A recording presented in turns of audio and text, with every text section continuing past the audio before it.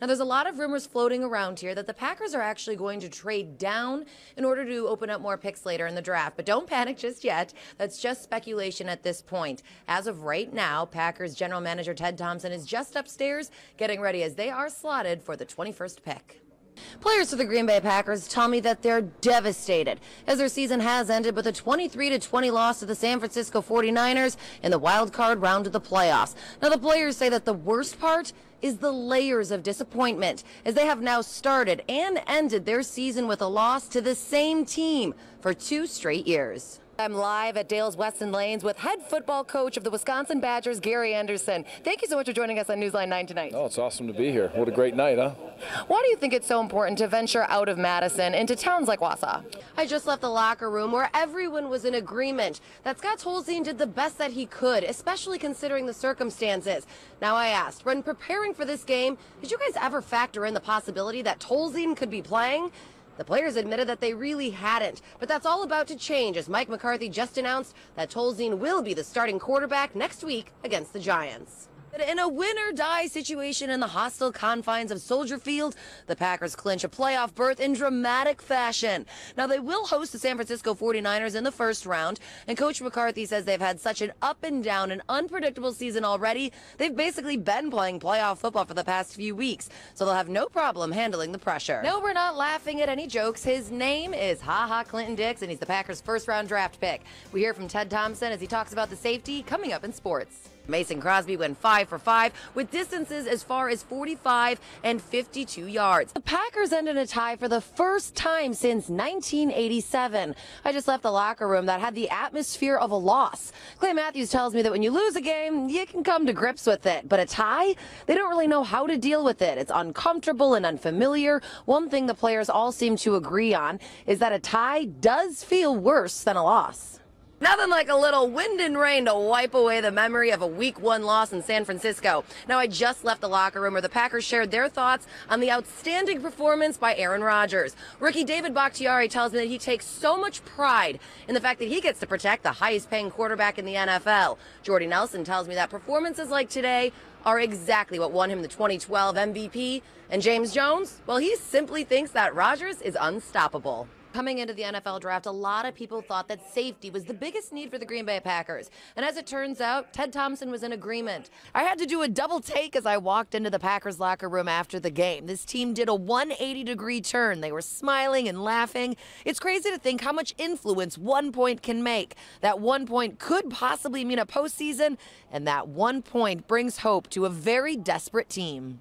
Now, it is a proven fact that when in single-degree digit weather and lower, your body's reaction time does decrease. But the players said they're not blaming it on anything, especially the cold. They tried their best, and they just came up short. Now, wide receiver Chris Harper did just walk into the building, but because of special Badgers programming, this show will air on Thursday night on Newsline 9.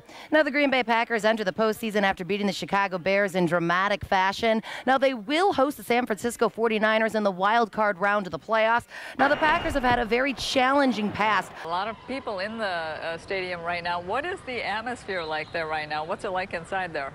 Honestly, it's really intimidating. I'm just a reporter, and I'm looking around with eyes wide, my jaw dropped. There is literally a TV here above the court. I don't know if you could see just the top of it. This TV is literally bigger than my house. And so I can only imagine what it must feel like to be on that court, knowing that you're up and on there.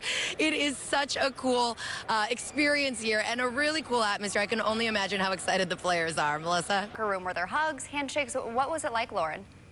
Paige, it was absolutely heartbreaking to experience. I mean, I have been in lots of locker rooms after victories and losses. This was by far the most gut-wrenching. They were just hugging each other and crying and saying how much they loved each other and how proud of each other they were.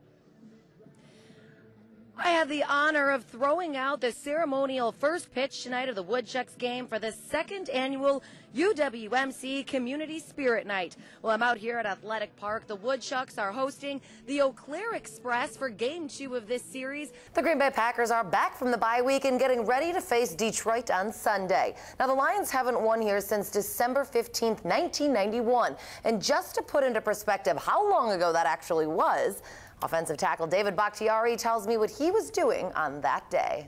Tomorrow's Major League All-Star game will have a heavy dose of Brewers flavor. However, the Milwaukee Crew was just spectators for tonight's home run derby at Target Field. The Packers shareholders meeting is tomorrow morning, and just after that, the team is moving into their dorm rooms at St. Norbert. Now, it's hard to believe, but training camp is just 3 days away. Coach McCarthy spoke today about the anticipation of getting this preseason started. Whether it be the American or National League, whoever wins tonight's All-Star game gets home field advantage in the World Series. Now, this game is still in progress, so I'm not allowed to show any highlights just yet. The Brewers made their presence felt at tonight's All-Star game. Well, it's Friday night, and during football season, this means another edition of Sports Express. That's right. Welcome back. I'm Lauren Magiera alongside David DeGuzman, and we'll take you to some of the best matchups across the north central Wisconsin state, from Loyal to Athens. Week 5 of Sports Express continues here on Newsline 9. Our newsroom is still buzzing with reporters getting in those final scores and cutting highlights. We'll take you there in just a bit. But first, the Brewers walked in tonight with just 3.5 games separating the top 4 teams in the division. And last night, the Brewers gave themselves a little more breathing room, beating the Reds in the opener of a 3-game series. As a wide receiver and a defensive back for DC Everest. But almost a year ago, he suffered an injury that almost cost him his life. It's been just over 3 weeks since Aaron Rodgers went down with a broken collarbone, but the franchise quarterback was back on the practice field today.